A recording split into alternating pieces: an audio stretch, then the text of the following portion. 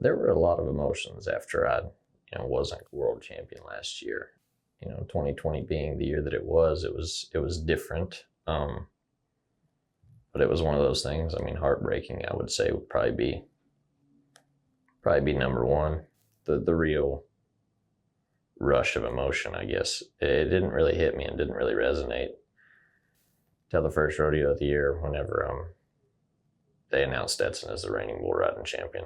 I guess that's kind of really when all the emotions set in, and it was like, man, this is real.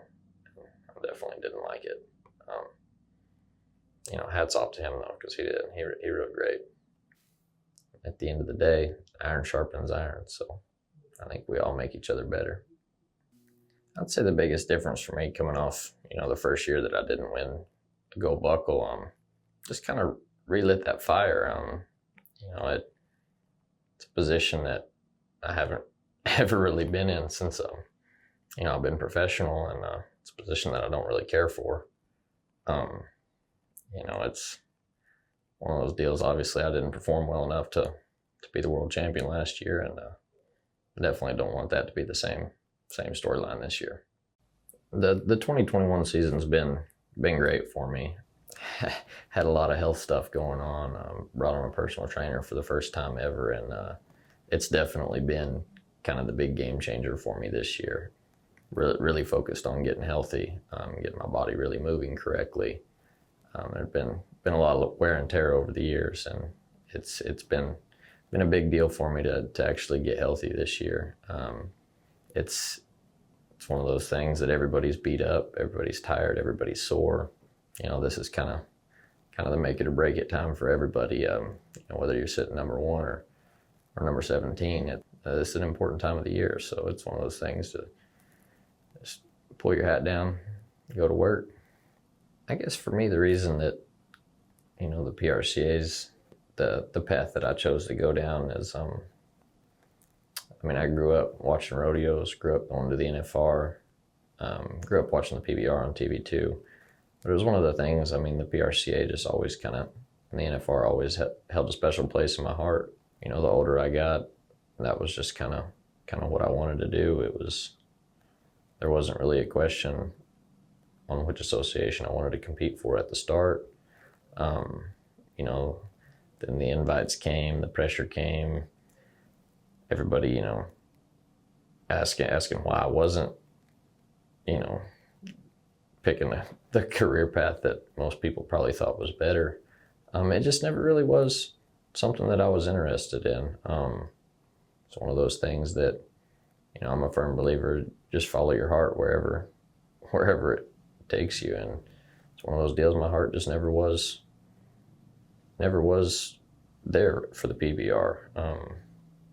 You're talking about a life or death sport that you pretty much have to be sold out on with total conviction whenever you put your hand in your bull rope. And, just the PRCA was where that conviction was for me.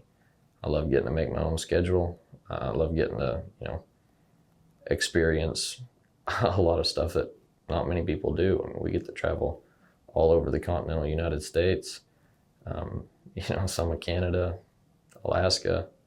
It's just a different lifestyle in professional rodeo.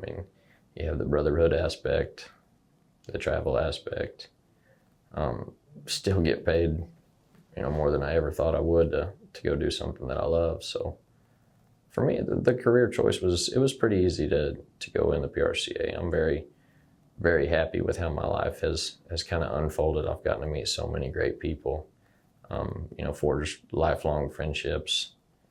And I feel like I've just got to experience a lot more life than most people have. So, I'm very happy with my choice. And if I had it all to do over again, I'd definitely do it the same. I feel like everything happens for a reason. And there's definitely a reason that, God put it in my heart that this is what I was supposed to do. I feel like with anything in life, you kind of have to have a very clear vision and, good goals to kind of get you to that vision of kind of what you want your life to look like.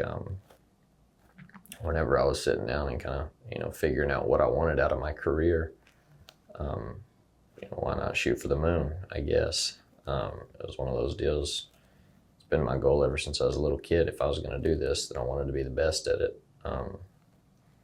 You know, Donnie's record of 8 world titles, that is undisputedly the greatest thing that's ever happened in the sport of bull riding.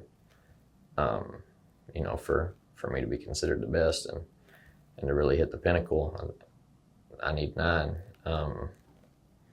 It's a lofty goal, I know that.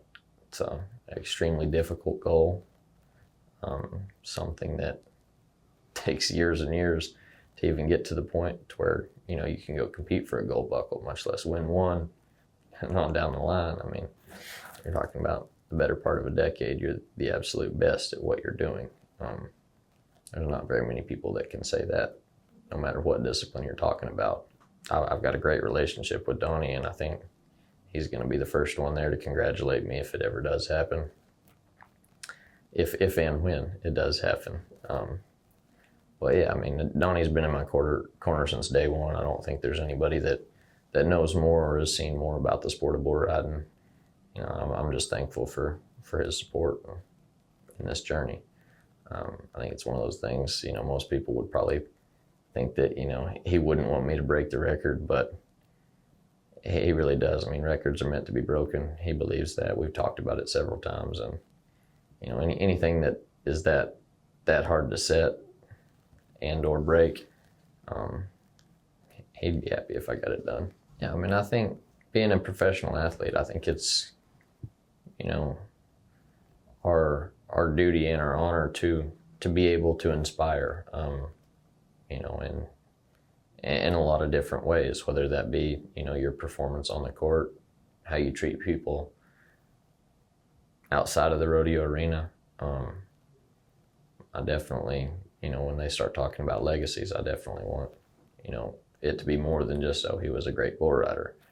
You know, I know that there's a lot of kids out there that need a good influence, that need that good role model, that need, you know, just the kind word or the kind look from time to time. You know, I was that kid. So I think being just a positive light in the world more than anything. I mean, me growing up and, you know, taking on the future role of father figure, it's a lot of pressure for sure. It's one of those things that I've always tried to be a good man, for myself and the people around me, but, you know, especially whenever you do grow into the role of father, that's a pretty heavy burden to carry. It's also something that I'm really looking forward to. I mean, you know, like I said, I've always tried to be a good person, and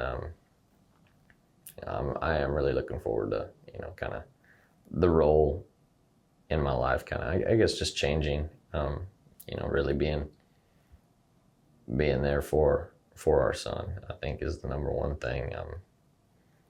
You know, raising with all the qualities that I feel are really important, and just all the things really set him up for, you know, the best possible life that he could ever have. Alexis and I are expecting our first child in March of 2022. Going from being the contender to being the champion this year, it's pretty sweet. I mean, there's about 15 other guys, or 20, that are breathing down my neck, and there's a target on my back, I guess you could say, but it's going to be pretty sweet to see it all unfold. This season for me, it's been a little bit different. I haven't won as much as most guys. I've only been to 58 rodeos. That's including the extreme bulls and extreme broncs. So I haven't went too much. I've taken better care of my body, and I feel like I've rode better because of it, and I got a higher riding percentage because I've, I guess, approached everything a little bit different this year. I definitely think there's more talent in the PRCA and the bull riding than there's been in a long time. I mean, Sage has been on top of his game for 6, 7, 8 years, and now I feel like there's about 20 other guys that all have a chance to win a world title. I mean, it's pretty fun to ride against all these tough guys. It makes you better. The point where I realized that I could hang with the big dogs and go to the PRCA was, I rode a bull and his name was Mortimer, and I was 90-something points, and he'd bucked off Sage and Joe Frost at the NFR a few months before that, and that was kind of when I realized that I could ride. Winning the all-around's always been a goal for me. I mean, when you look at the PRCA records, like Trev Brazil, I didn't think it was impossible to do it because of him, but I knew it was going to be hard. But he wasn't even in there when I finally got going. But it was in 2017 at the National High School Finals Rodeo, I ended up winning the all-around there, and that was kind of when I realized that roughies can, I guess, win an all-around title. And I knew going into 19, my rookie year, that it was going to be tough with Clay Smith and Tough Cooper, but I did feel like I was ready for it, and it dang for sure has always been a goal. I guess growing up in a family of bronc riders, a lot of people do wonder why I ride bulls, but my dad rode barebacks bulls. He did just about every event there was that he could, and all my uncles and brothers, they rode bulls at one point in their like high school and junior high career, and that's kind of where I started. I grew up watching Jerry Shepard, BJ Schumacher, Wesley Silcox, and that's kind of how I just chose to be a bull rider, was hanging around those guys when I went with my dad to rodeos, and it kind of just continued on from there. My whole family's kind of gave me a hard time about bull riding. My dad, he didn't want me to do it until I got into the PRCA, because I'd always tell him I was going to be done once it was time for the PRCA. But once I kind of started winning in the PRCA, he kind of got off my back about it, and he's been super supportive, but my mom still doesn't like the idea of me riding bulls.